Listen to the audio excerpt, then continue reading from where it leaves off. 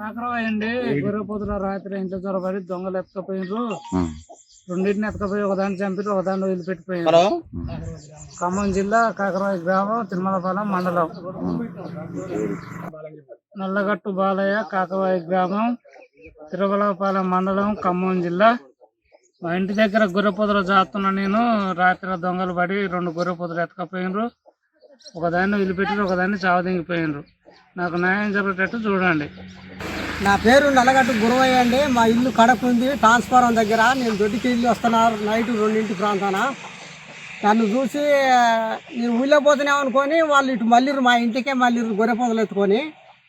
నాకు వాళ్ళు కనిపించలేదు కానీ నేను ఇంటికి వచ్చి హౌస్ కాడ కాళ్ళు కడుక్కుంటే గొర్రెపోతు అరిచిందండి. అరిస్తే నేను అది బర్రె అరిపినొస్తుందని మా ఇంటి వెనక్కి వచ్చారికే గొర్రెపోతు ఎదురుకి వచ్చింది.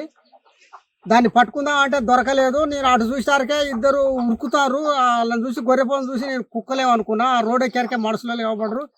వాళ్ళు ఎవర్రా అని కూడా అన్నా. నేను ఆ ప్రాంతాన వాళ్ళు అవపడలేదు కదా, వెళ్ళిపోయారు. ఇక నేను ఆ గొర్రెపోతు చచ్చిన గొర్రెపోను కూడా నేను అప్పటిదాకా చూడలేదు. మా ఆమె లేపి బతుకున్న గొర్రెపోను పట్టుకున్నాం. ఇద్దరం కలిసి పట్టుకొని ఆడ కట్టేసి కుక్కలు బలగ చెప్తామని ఇక ఇంట్లోకి పోకుండా ఆడనే పండుకున్నాం గొర్రెపోతు కన్నే.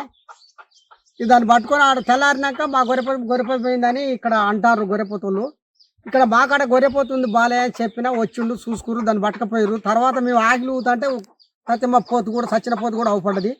మళ్ళీ ఇంకో పోతుందని చెప్తే వచ్చి దాన్ని చూసుకుని ఇది కూడా మాదేనే అన్నాడు. నేను అసంట పోయి దూడకాడ పెండదిస్తుంటే చెప్పులు ఉన్నాయండి. వాళ్ళు వేసుకొని ఉరికిన చెప్పులు ఆడ పడిపోయినాయి. రాజకట్టం దగ్గర బరదోడ్ల కట్టేసిన బరదోడ్ల ముంగట ఒక చెప్పు ఇవతల పడ్డది, ఒక చెప్పు అవతల పడ్డది. ఆ చెప్పులు కూడా దొరికినాయండి. మాకు ఈ దొంగల భయం లేకుండా చెప్పాలండి, మీరు చూడాలి. మాకు జరగాలి, అదే కావాల్సింది. మాకు కడిళ్ళు కాబట్టి మాకు భయం లేకుండా చూడాలండి, అది చెప్తున్నా.